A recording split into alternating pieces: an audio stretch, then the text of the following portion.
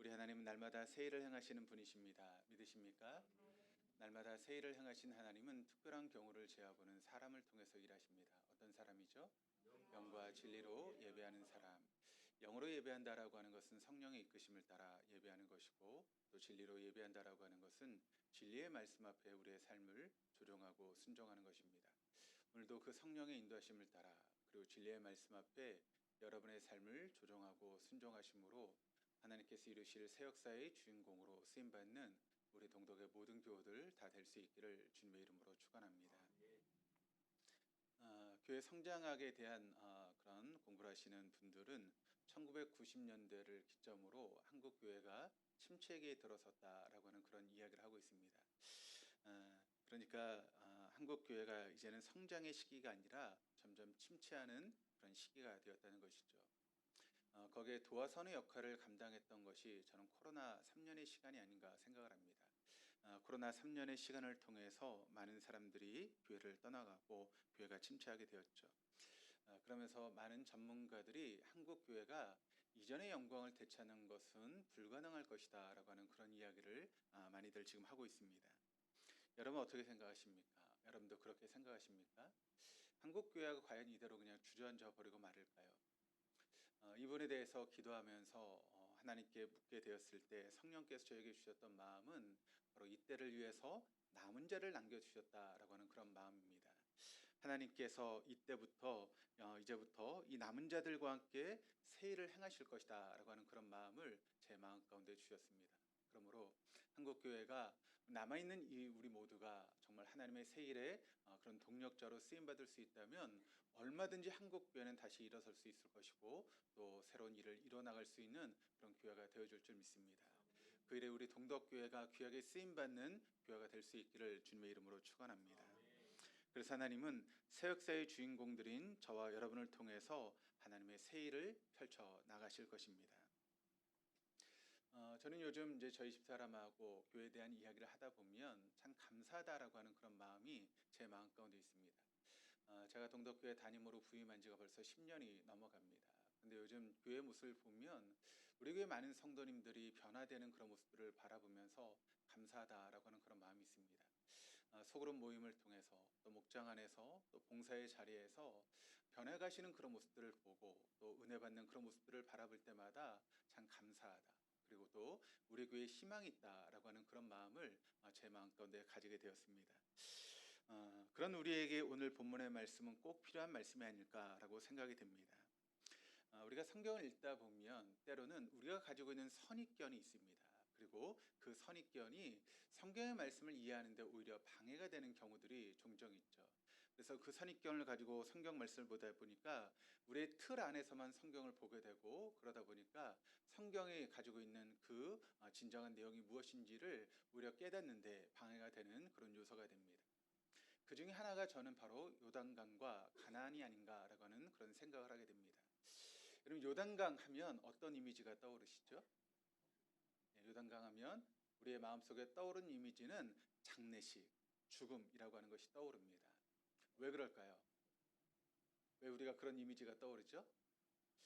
저도 동덕교회 와서 많은 장례식을 치르고 또 집례하면서 많은 찬송을 불렀습니다. 그런데 그 찬송 중에 가장 많이 불렀던 찬송 중에 하나가 무엇인가 하면 찬송가 606장입니다. 해보다 더 밝은 저 천국. 근데 그 후렴구가 여러분 어떻게 되죠? 며칠 후 요단강 건너서 만나리. 며칠 후 요단강 건너서 만나리. 그러니까 마치 요단강은 죽음을 향해 건너가는 그런 강으로 생각하고 또 그 이제 이어지는 가나안은 천국의 모습으로 우리가 생각을 하죠. 그래서 그렇게 기도하시는 분들도 있습니다. 물론 그것이 다 틀린 말은 아니지만 이것이 본래적인 의미는 아니다라고 하는 것을 우리가 잊지 말아야 됩니다. 그렇다면 우리가 이 부분으로 생각하게 되면 모세는 천국에 들어갔을까요? 못 들어갔을까요? 가나안 땅에 들어가지 못했으니까 모세는 어떻게 됐습니까? 천국에 들어가지 못하는 것이죠. 그러니까 우리가 성경을 이렇게 이해하다 보면 잘못된 방향으로 우리가 성경을 알게 되죠. 가나안은 하나님이 이스라엘 백성들을 위해서 예비하신 땅이고 그들이 차지해야 될 그런 땅이었습니다. 그런데 그 가나안 땅을 차지하기 위해서 요단강은 목표를 이룬 데 있어서 방해물 혹은 장애물이 되었던 것이 바로 요단강이라는 것이죠. 그런 의미로서 우리가 이 말씀을 봐야지 요단강은 죽음을 의미하고 가나안은 천국을 의미한다. 그런 쪽으로만 우리가 말씀을 보다 보면 문제가 생기게 되는 것입니다. 여러분 이 자리에 왜 앉아 계십니까? 왜 앉아 계시죠? 할 일이 없어서 이 자리에 앉아 계십니까? 가야 될 곳이 없어서 이 자리에 앉아 계십니까? 아니면 우리 교회 점심이 참 맛있는데 식사하러 여러분 오셨습니까? 네, 그게 아니죠. 여러분은 마지막 때에 주님이 찾으시는 그 사람이기 때문에 여러분이 지금 이 자리에 앉아 계시는 것입니다. 코로나 시간을 지나면서 많은 분들이 교회를 떠났습니다. 그런데 여러분이 이 자리에 지금 남아 계시는 것은 왜 남아 계십니까? 바로 마지막 때에 주님이 찾으시는 그 사람이기 때문에 하나님께서 여러분을 강력하게 붙들고 계시기 때문에 바로 이 자리에 앉아 계시다라고 하는 것을 여러분 믿으시기를 바랍니다. 마지막 때에 주님이 하신 일을 위해서 준비된 사람이기 때문에 지금 우리가 이 자리에 와 있는 것입니다. 그렇습니다. 여러분 마지막 시대에 하나님께서 쓰실 하나님의 귀한 사람들, 또 이 세상을 변화시킬 열쇠가 되는 키퍼슨이다라고 하는 것을 여러분 잊지 마시기를 바랍니다. 어떤 의미에서 보면 여러분은 하나님의 최종 병기, 비밀의 병기가 되는 것입니다. 또 하나님께서 이루실 새 역사의 주인공들이 바로 저와 여러분이라고 하는 그런 확신을 가질 수 있기를 주님의 이름으로 축원합니다. 그렇습니다. 하나님은 새 역사의 주인공들인 저와 여러분을 통해서 새 일을 힘차게 펼쳐 나가실 것입니다. 그러나 지금 우리가 하나님의 그런 새 일을 감당하기 위해는 사실 말처럼 쉬운 것은 결코 아닙니다. 그런가 하면 지금 우리의 사정을 돌아보면 우리의 사정이 녹록지 않기 때문에 그렇습니다. 경제적인 여유도 별로 없습니다. 또 시간을 내는 것도 결코 쉽지 않은 일입니다. 또 몸은 왜 이렇게 아픈지 몸이 아파서 어려운 가운데 있는 경우들도 또 많이 있습니다. 또 하나님 앞에 헌신하려고 하는데 또 주변의 사람들이 여러 가지 이야기로 헌신한 우리를 방해하는 사람들이 얼마든지 있을 수가 있다는 것이죠. 우리가 지금부터 해야 될 일은 마치 밑 빠진 독에 물을 붓는 것 같은 그런 일들이 되어질 때가 많이 있을 것입니다. 그러다 보니까 우리가 새 역사의 주인공으로 쓰임 받으려고 하다 보면 여러 가지 방해물들이 우리 앞에 놓여 있다는 것이죠. 그런 방해물을 우리가 다 이기고 새 역사의 주인공으로 쓰임 받으려면 그것은 쉽지 않다라고 하는 것을 우리가 잘 알고 있습니다. 그렇다면 우리가 어떻게 이렇게 넘실거리는 요단을 건너서 무사히 가나안 땅에 들어갈 수 있을까요? 하나님의 새 역사의 주인공으로 쓰임 받을 수 있는 이유가 여러분 어떻게 되겠습니까? 오늘 본문의 말씀을 통해서 우리가 그것을 함께 살펴보려고 합니다. 우리가 오늘 본문 말씀인 이스라엘 백성들이 요단을 건너는 모습을 우리가 주의 깊게 살펴보므로 우리를 가로막고 있는 현실이 어떤 현실이든지 우리에게 있는 장애물이 어떤 장애물이든지 그 장애물을 뛰어넘어서 하나님의 새 역사의 주인공으로 쓰임받는 우리 동독의 모든 교우들 다 될 수 있기를 주님의 이름으로 축원합니다. 이런 전 이해를 가지고 오늘 말씀을 한번 가보도록 하겠습니다. 오늘 본문 말씀을 통해서 제가 여러분에게 먼저 드리고 싶은 질문은 이것입니다. 왜 이스라엘 백성들이 요단강을 건넜을까? 왜 이스라엘 백성들이 여러분 요단강을 건넜을까요? 가나안 땅을 들어가려고 하면 뭐 좀 길게 돌아가는 길일 수 있지만 얼마든지 강이 없는 길도 있을 수 있을 텐데 왜 하필이면 이스라엘 백성들이 요단강을 건너서 가나안 땅을 들어가려고 노력하고 있는 것일까요? 그 해답이 오늘 8절 말씀을 통해 나타나고 있는데 우리 8절 말씀을 같이 한번 읽어보시겠습니다. 너는 언약궤를 맨 제사장들에게 명령하여 이르기를 너희가 요단 물가에 이르거든 요단에 들어서라 하라. 그렇습니다. 자, 요단을 건너는 이유는 아주 단순하고 분명한데 왜 그들이 건넜습니까? 하나님께서 명령하셨기 때문에 지금 이스라엘 백성들이 요단을 건너고 있는 것입니다. 그러니까 자기들이 소원해서 지금 요단강을 건너는 것이 아니라는 것입니다. 아니면 그들이 있는 광야가 싫어서 지금 요단을 건너는 것이 결코 아니라는 것입니다. 다만 이것이 하나님께서 이스라엘 백성들에 내리신 명령이기 때문에 지금 이스라엘 백성들이 요단을 건너고 있다라고 하는 것을 우리가 먼저 기억해야 됩니다. 그렇다면 왜 하나님은 이스라엘 백성들에게 요단을 건너라고 명령하고 있는 것일까요? 그 해답이 7절 말씀을 통해 우리에게 말씀하고 있는데 우리 7절 말씀을 같이 읽겠습니다. 여호와께서 여호수아에게 이르시되 내가 오늘부터 시작하여 너를 온 이스라엘의 목전에서 크게 하며 내가 모세와 함께 있었던 것 같이 너와 함께 있는 것을 그들이 알게 하리라. 그렇습니다. 하나님께서 지금 여호수아와 함께하고 있다. 하나님께서 지금 이스라엘 백성들과 함께하고 있다라고 하는 사실을 이스라엘 백성들에게 그리고 나아가서 이방 민족에게 알리시기 위해서 지금 하나님은 이스라엘 백성들에게 요단을 건너라고 말씀하고 있는 것입니다. 하나님은 언제나 너희와 함께하고 있어. 하나님은 언제나 이스라엘 백성들과 함께하고 있어라고 하는 사실을 알리기 위해서 하나님 지금 이런 명령을 이스라엘 백성들에게 말씀하고 있다는 것이죠. 그런데 더 중요한 것이 있습니다. 이런 하나님 명령이 내렸을 때 여호수아가 그 하나님의 말씀을 꽉 붙들었다라고 하는 것이 더 중요한 것 아니겠습니까? 얼마든지 하나님의 말씀을 우리가 들을 수가 있죠. 그런데 그 말씀 모든 사람이 다 붙드는 것은 아니라는 것입니다. 하나님께서 말씀하셨음에도 불구하고 어떤 사람은 그 말씀을 붙들고 그 말씀을 나의 것으로 삼는 사람이 있는 반면 어떤 사람들은 그 말씀을 들었음에도 불구하고 그 말씀이 나하고 상관없는 말씀으로 그 말씀을 나의 것으로 여기지 않는 사람들이 얼마든지 있을 수 있다는 것입니다. 그러므로 이 말씀의 중요한 키포인트는 무엇인가 하면 하나님께서 요단강을 건너라고 말씀하셨을 때 여호수아가 그 말씀을 꽉 붙들었다라고 하는 것이 너무나 중요하다라고 하는 것을 여러분 잊지 마시기를 바랍니다. 그렇습니다. 여호수아는 하나님 말씀을 꽉 붙잡았습니다. 여호수아는 다른 것에 한눈을 팔지 않았습니다. 오직 모든 것을 하나님 말씀에 초점을 맞추고 그 말씀을 향해 나아갔던 여호수아의 모습을 오늘 본문의 말씀이 우리에게 이야기하고 있다는 것이죠. 그래서 어떻게 됐습니까? 9절 말씀을 보시면 이렇게 증거합니다. 여호수아가 이스라엘 자손에게 이르되 이리 와서 너희의 하나님 여호와의 말씀을 들으라 하고, 하나님께서 말씀하셨을 때 여호수아는 그 말씀을 꽉 붙들었습니다.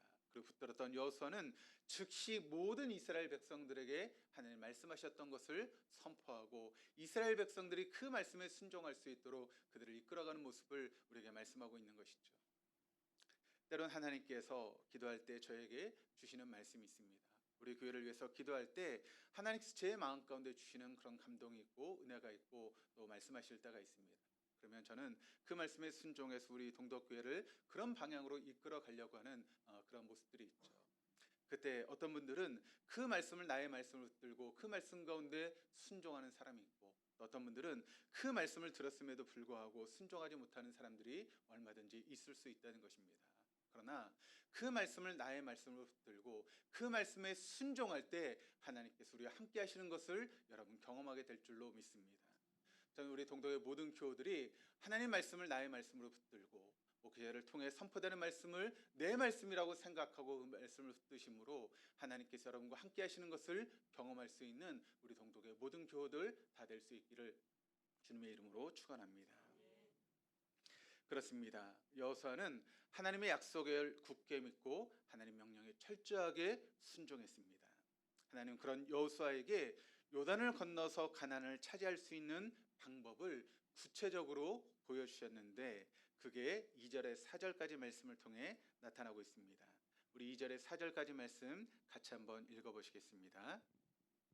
사울 후에 관리들이 진중으로 두루 다니며 백성에게 명령하여 이르되 너희는 레위 사람 제사장들이 너희 하나님 여호와의 언약궤 매는 것을 보거든 너희가 있는 곳을 떠나 그 뒤를 따르라.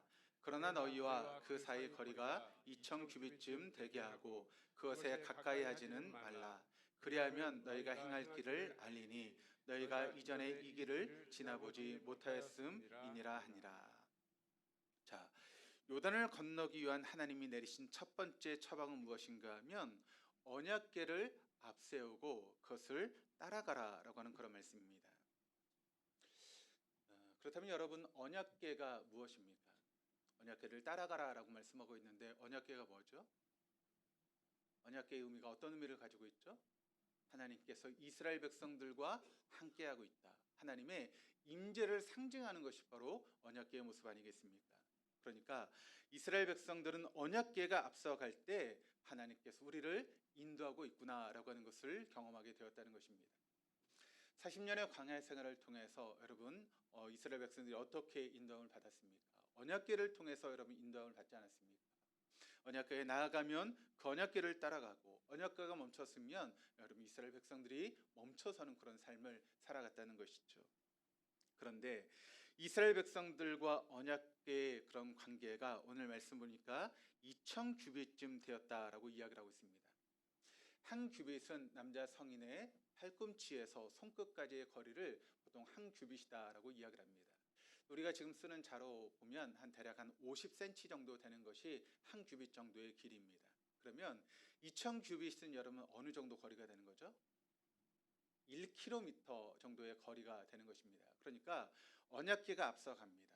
그리고 1km쯤 이제 가게 되면 그 뒤에 이제 이스라엘 백성들이 그 언약궤를 따라서 가게 되는 것이죠. 왜 2000규빗이라고 하는 거리를 띄워놓고 언약궤가 앞장서고 있는 것일까요? 우리가 잘 알고 있는 것처럼 이스라엘 백성들이 출애굽을 했을 때 여러분 그 출애굽의 숫자가 어느 정도 됐죠? 남자 장정만 60만 명의 사람들이 나왔습니다. 그러면 아이들 또 부녀자까지 합치면 많은 성경학자들이 이야기했을 때 200만 명이 넘는 사람들이 출애굽을 했을 것이다 라고 이야기를 합니다. 그러면 언약궤가 있고 그것을 따라가는데 바짝 붙어서 따라가게 된다면 뒤에 있는 사람들이 보일까요, 안 보일까요? 언약궤가 보이지 않습니다. 그런데 한 1km 정도의 거리를 띄워놓고 그 언약궤를 바라보면 언약궤가 보일까요, 안 보일까요? 뒤에 있는 사람까지 그 언약궤를 바라볼 수 있는 것입니다. 그러니까 2000규빗의 그런 거리를 두고 따르라고 하는 것은 얘들아 잘 봐. 내가 너희를 앞장서서 너희를 인도할 테니까 너희들은 나만 보고 따라오면 돼 라고 하는 것이 바로 2000규빗의 그런 의미라는 것입니다. 그러니까 항상 저 앞에 있는 언약궤가 앞서가고 있으니까 너희는 그것을 절대 놓쳐서는 안 돼. 내가 앞장서 가니까 너희들은 그저 내 뒤를 따라오기만 하면 되는 거야 라고 하는 것이 바로 이 의미의 말씀이라는 것이죠. 계속해서 두 번째 명령이 내려지고 있는데 5절 말씀입니다. 우리 5절 말씀을 같이 한번 읽어보시겠습니다. 여호수아가 또 백성에게 이르되 너희는 자신을 성결하게 하라.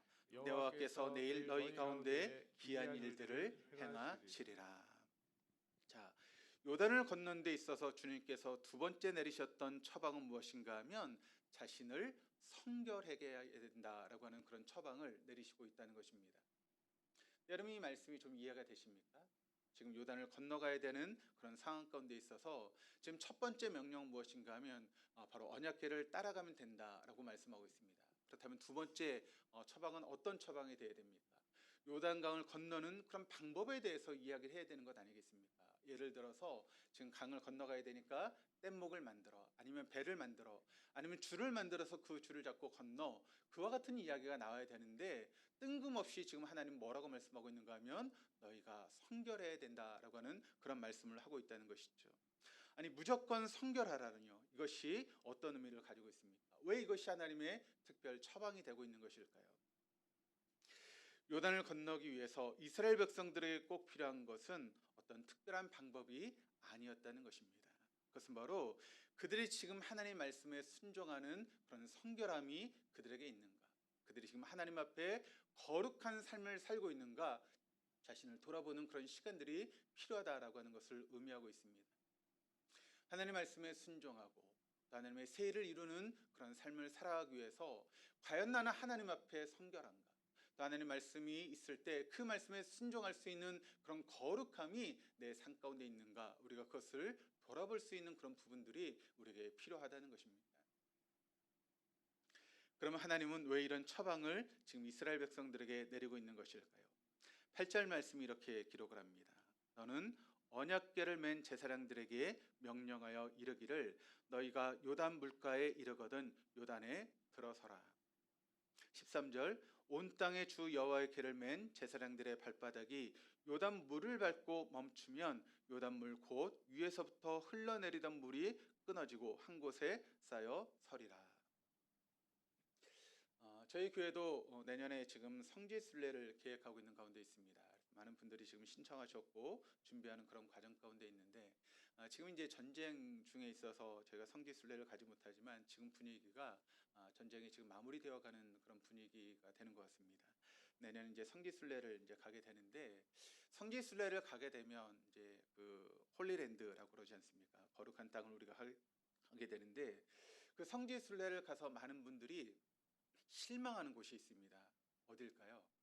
바로 요단강입니다. 왜 그럴까요? 너무 작거든요. 요단강을 가서 보시면 지금 요단강은 굉장히 작습니다. 무슨 개울 정도밖에 되지 않습니다. 아니 여기를 무슨 이렇게 건너는데 그렇게 어려워할 정도로 굉장히 지금 작게 보이죠. 근데 그 당시는 그렇지 않았다는 거예요. 지금 볼 때 이제 작아 보이지만 이스라엘 백성들이 이 요단강을 건널 때 그 강의 크기가 엄청나게 넓은 강이었고 깊이도 성경 말씀을 보니까 12척이었다고 그렇게 기록을 합니다. 한 척이 한 50cm 정도로 생각을 한다면 12척이면 어느 정도 되죠? 대략 한 6m 정도 되는 것이죠. 그러니까 굉장히 깊은 이제 강이 되는 것이죠. 더구나 15절 말씀을 보시면 그때가 곡식을 거두는 시기다라고 이야기를 하고 있습니다. 그러니까 이제 이스라엘 이스라엘 땅을 이제 기후를 보게 되면 건기와 우기로 나눠집니다. 그리고 건기에는 전혀 비가 내리지 않습니다. 우기에 비가 내리게 되는데 6개월 동안 이제 우기가 끝나가는 시점이 바로 곡식을 거두는 그런 시기입니다. 그러면 지금 많은 비가 내렸기 때문에 여러분 그 강이 물이 넘치는 그런 시기입니다. 말씀에도 물이 이제 넘치는 그런 모습을 이야기를 하고 있죠. 이때 이제 물이 철철 넘치는 그런 상황 가운데 하나님의 언약궤를 맨 제사장들이 요단강으로 들어가라라고 그렇게 이야기를 하고 있습니다. 언약궤를 맨 제사장들이 발바닥으로 요단강을 밟게 됐을 때 그 요단강의 물줄기가 끊어지게 될 것이고 북이 생겨 물이 고일 것이다라고 하는 그런 말씀을 지금 하고 있습니다. 만약 여러분이 그때 그 자리 요단강 앞에 서 있다면 그리고 여러분이 언약궤를 메고 있는 그런 상황 가운데 있다면 여러분 담대하게 요단강 물을 밟을 수 있으시겠습니까?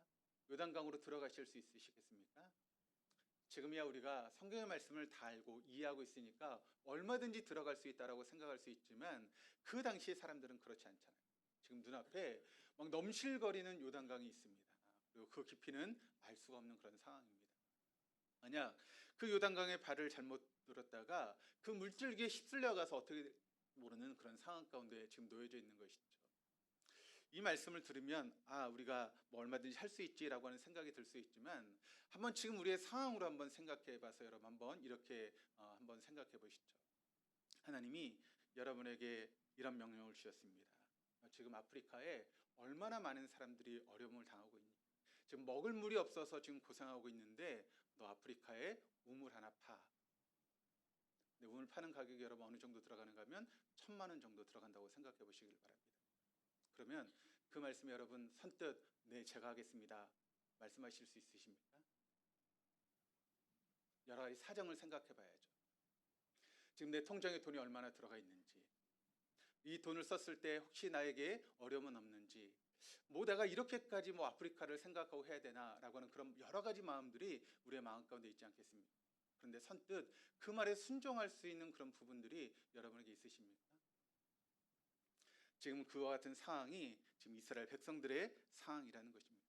지금 물이 12척입니다. 6m가 넘어가는 깊이의 물입니다. 거기다 넘실넘실거리는 지금 물이 넘쳐 흐르고 여러분 물의 그런 줄기가 굉장히 빠르게 흐르고 있는 그런 상황 가운데 거기에 발을 담그라라고 하는 것이 여러분 결코 쉬운 일입니까? 약속을 믿고 하나님 말씀에 순종한다라고 하는 것은 결코 쉽지 않은 일입니다. 그래서 하나님은 이런 명령을 하시기 전에 먼저 우리에게 뭐라고 말씀하고 있는가 하면 너희가 하나님 앞에 얼마나 성결한가를 확인하라는 것입니다. 너희가 하나님 앞에 얼마나 거룩한가를 먼저 확인하라고 말씀하고 있는 것이죠. 그럼 하나님이 명령을 내리실 때 우리가 상식에 맞는 명령을 내리시면 그래도 순종하는 게 쉽지 않습니까?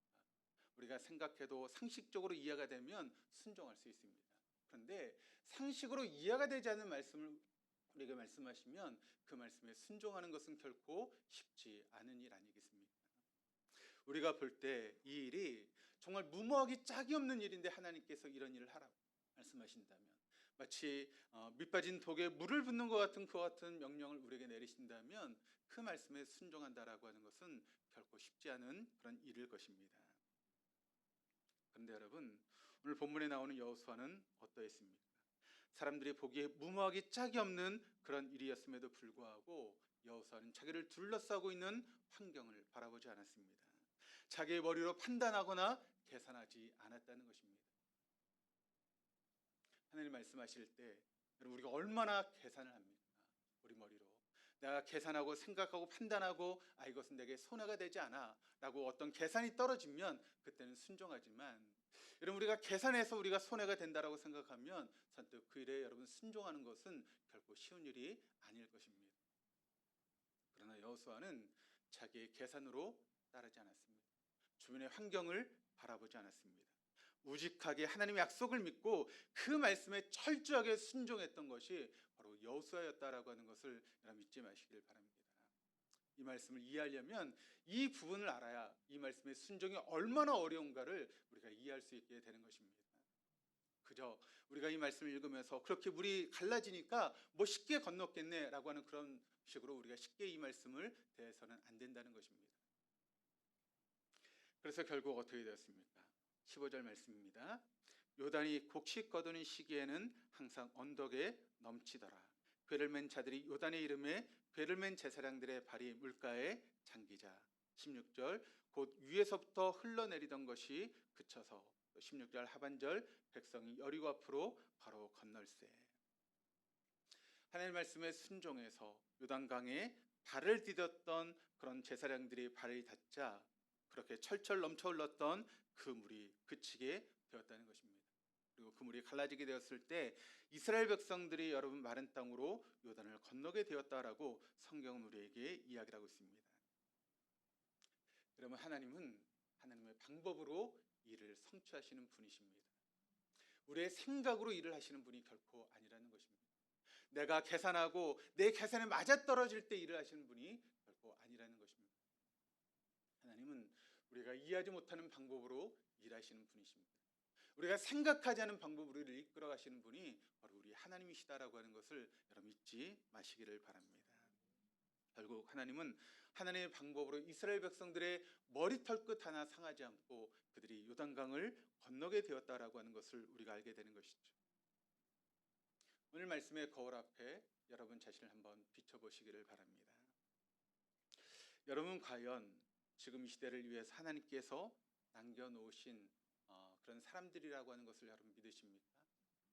하나님의 새 역사의 주인공으로 하나님께서 여러분을 부르셨다라고 하는 것을 여러분 믿으십니까? 그런 믿음이 있기를 주님의 이름으로 축복합니다. 그렇습니다. 여러분들은 마지막 때에 세상을 변화시킬 하나님의 남은 자들입니다. 하나님의 최종 병기입니다. 새 역사를 이루어 가실 하나님의 그런 주인공들이 여러분이라고 하는 것을 믿으시기를 바랍니다. 하나님은 새 역사의 주인공들인 저와 여러분을 통해서 하나님의 새 일을 펼쳐 나가실 것입니다. 문제는 우리가 그 일을 하기 위해서는 언제나 우리 앞에 요단이라고 하는 장애물이 우리를 가로막고 있다라고 하는 것이 문제라는 것이죠. 내가 하나님의 주인공으로 쓰임 받고 싶은데 언제나 우리가 쓰임 받기 위해서는 요단이라고 하는 장애물을 건너야 우리가 하나님께 쓰임 받을 수 있는 것입니다. 지금은 요단강이 넘실거리며 우리를 두려움 속에 몰아넣고 있습니다. 내가 일을 하려고 하면 내 건강이 허락하지 않을 텐데, 내 물질이 손해를 보게 될 텐데, 여러 가지 상황들이 내가 일을 하게 되면 어려움을 당하게 될 텐데, 그런 두려움들이 언제나 우리의 마음을 사로잡고 있는 것이죠. 그러나 우리는 그 요단을 반드시 건너서 가나안 땅에 들어가야 합니다. 그리고 들어갈 것입니다. 그렇다면 우리가 어떻게 이 강을 건너서 무사히 가나안 땅에 들어갈 수 있을까요? 우리가 그 가나안 땅을 들어가기 위해서는 먼저 몇 가지 점검해 볼 필요가 있습니다. 첫 번째, 여러분의 삶에 여러분의 마음속에 하나님이 시퍼렇게 살아계십니다. 한번 여러분 이 부분에 대해서 여러분 자신에게 한번 질문해 보시기를 바랍니다. 지금 여러분의 마음 가운데 하나님이 시퍼렇게 살아계시는가? 여호수아는 하나님의 약속을 전적으로 신뢰했습니다. 하나님의 약속을 전적으로 신뢰했던 여호수아는 하나님의 명령에 온전히 순종할 수 있었던 것이죠. 그것이 얼마나 손해가 되는지 계산하지 않았다는 것입니다. 말씀하시면 내가 나아가겠습니다. 멈추라고 하면 내가 멈춰서겠습니다. 온전히 말씀에 순종하는 그 같은 모습이 여호수아에게 있었던 것이죠. 그렇게 할 수 있었던 것은 하나님이 시퍼렇게 그의 마음속에 살아 계셨기 때문입니다. 다시 한번 묻습니다. 여러분의 삶의 중심에, 여러분 마음의 중심에 하나님이 시퍼렇게 살아 계십니다. 그렇다면 아무리 우리 앞에 요단이라고 하는 큰 강이 가로막고 있어도, 태산처럼 높은 산이 우리를 가로막고 있어도 그것은 결코 문제가 되지 않을 것입니다. 이사야 43장 1절 2절 말씀을 우리 같이 한번 읽어보시겠습니다. 야곱아, 너를 창조하신 여호와께서 지금 말씀하시느니라. 이스라엘아, 너를 지으신 이가 말씀하시느니라. 너는 두려워하지 말라. 내가 너를 구속하였고 내가 너를 지명하여 불렀나니 너는 내 것이라. 내가 물 가운데로 지날 때에 내가 너와 함께할 것이라. 강을 건널 때에 물이 너를 침몰하지 못할 것이며 내가 불 가운데로 지날 때에 타지도 아니할 것이요 불꽃이 너를 사르지도 못하리니. 아멘. 이 말씀이 여러분 마음 가운데 심겨줄 수 있기를 바랍니다. 이 말씀을 꼭 붙들 수 있는 우리 동독의 모든 교우들 다 될 수 있기를 바랍니다. 두 번째는 여러분, 하나님께서 여러분에게 어떤 명령을 내리시든지 그 명령에 순종할 준비가 되셨습니까? 하나님께서 어떤 말씀을 하시든지 나는 그 말씀에 순종하겠다라고 하는 그런 준비가 여러분 안에 되셨냐라고 하는 것입니다. 하나님 말씀하실 때 내 생각으로 계산하지 않고 내 방법 내세우지 않고 온전히 그 말씀에 순종할 수 있는 그런 순종함이 과연 여러분에게 있느냐? 전에도 한번 말씀을 드렸던 것 같은데 요순 시대에 있었던 일이라고 합니다. 순왕이라고 하는 왕이 외부 행차를 위해서 길을 떠나게 되었는데 그때 충성스러운 신하 하나를 불렀습니다. 그리고 그 신하에게 이렇게 명령을 내렸습니다. 저 우물에 있는 물을 퍼서 저 항아리에 가득 채워라.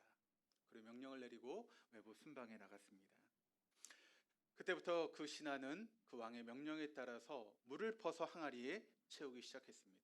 그런데 아무리 물을 부어도 그 물이 채워지지 않습니다. 왜냐하면 그 독은 밑빠진 독이기 때문에 그렇습니다. 그럼에도 불구하고 이 충성스러운 신하는 열심히 우물에서 물을 퍼서 계속해서 그 항아리에 붓습니다. 붓고 또 붓고 붓고 또 붓고.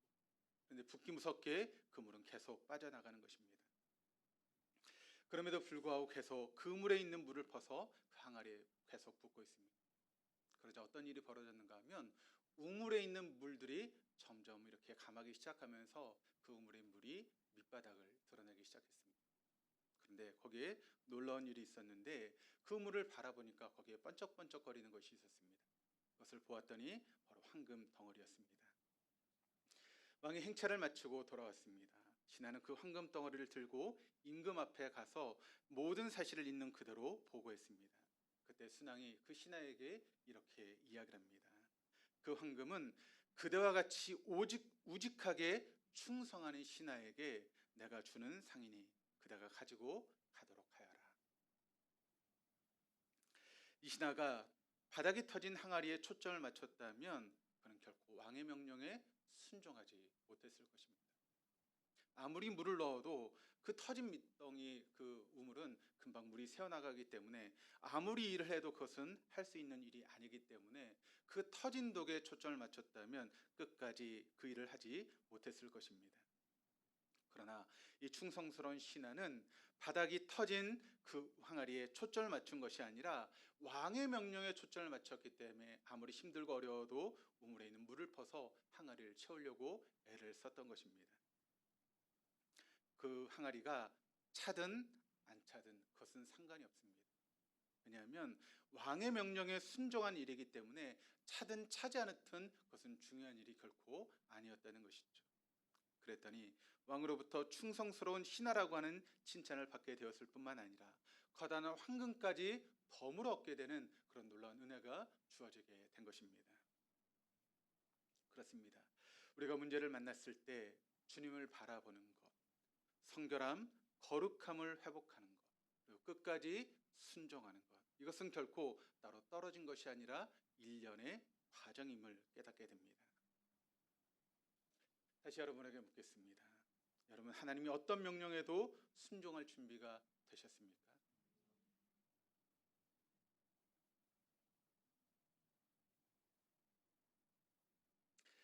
그럼 여러분 생각에 도저히 이루어질 수 없는 일도 하나님의 방법으로 그 일을 이루신 하나님의 기적을 여러분의 삶 가운데 경험하게 될 것입니다. 그리고 여러분은 반드시 하나님으로부터 충성된 종이라고 하는 칭찬을 받게 될 것입니다. 제가 서두에 말씀을 드렸죠.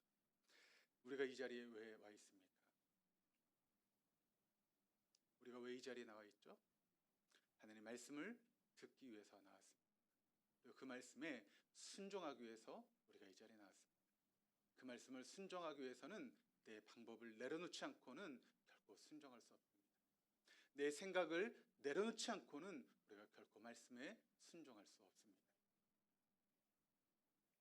저는 우리 동덕의 모든 교우들이 순종할 수 있는 사람 될 수 있기를 주님의 이름으로 축원합니다. 그래서 하나님 이루실 새 역사의 주인공으로 모두 다 쓰임 받을 수 있는 동덕의 교우들 다 되시기를 바랍니다. 한 가지 이야기를 하고 말씀을 마치도록 하겠습니다. 알렉산더 대왕이 막강한 군사력과 위대한 전략으로 세계를 정복해 나갔던 때 이야기입니다. 알렉산더 왕이 적은 무리의 군대를 이끌고 견고하게 쌓았던 그 성을 점령하기 위해서 나아갔습니다. 그리고 그 도시를 향해서 항복하라고 그렇게 이야기를 했습니다. 그랬더니 그 성에 있는 왕의 이야기를 듣고 큰 소리로 웃으면서 아니 그 작은 군대로 어떻게 이 큰 성을 함락하려고 왔느냐라고 무시하면서 웃었습니다. 그러자 알렉산더 자신과 그 군대 힘이 얼마나 강한지를 보여주겠다고 하며 군대를 일렬로 세웠습니다. 그리고 낭떠러지 꼭대기를 향해서 행진할 것을 명령을 내렸습니다. 그랬더니 그 군사가 그 왕의 명령을 듣고 행진하기 시작합니다. 그리고 꼭대기 이르게 되었을 때 한 명씩 떨어져 죽기 시작합니다. 10명의 사람들이 죽었을 즈음 왕이 그 명령을 중지시켰습니다. 그 도시의 사람들은 저렇게 죽음을 두려워하지 않고 지도자의 명령에 따르는 군사들에게는 아무리 강한 요새도 견디지 못할 것이다라고 하는 것을 깨닫게 되었고 결국 항복하게 되었다라고 하는 그런 이야기가 있습니다. 여러분, 우리 주님은 어떤 분이십니까? 우주의 지도자이시고 온 만물의 통치자가 우리 주님 아니겠습니까? 그런 주님을 사령관으로 모시고 우리가 살아가는 사람이라면 그분 앞에 목숨까지도 바치고 순종하는 그런 순종함이 우리에게 필요한 것 아니겠습니까? 이런 사람이 주제곡이 바로 주님 말씀하시면이라고 하는 그런 복음성가 아니겠습니까? 주님 말씀하시면 내가 나아가리라. 주님 뜻이 아니면 내가 멈춰서리라. 나의 가고 서는 것 주님 뜻에 있으니 오 주님 나를 이끄소서. 뜻하신 그곳에 나 있기 원합니다. 이끄시는 대로 순종하며 살리니 연약한 내 영혼 통하여 임하소서. 주님 나라와 그 뜻을 위하여 오 주님 나를 이끄소서. 이 찬양의 고백이 저와 여러분의 찬양 고백, 우리 모두의 고백이 될 수 있기를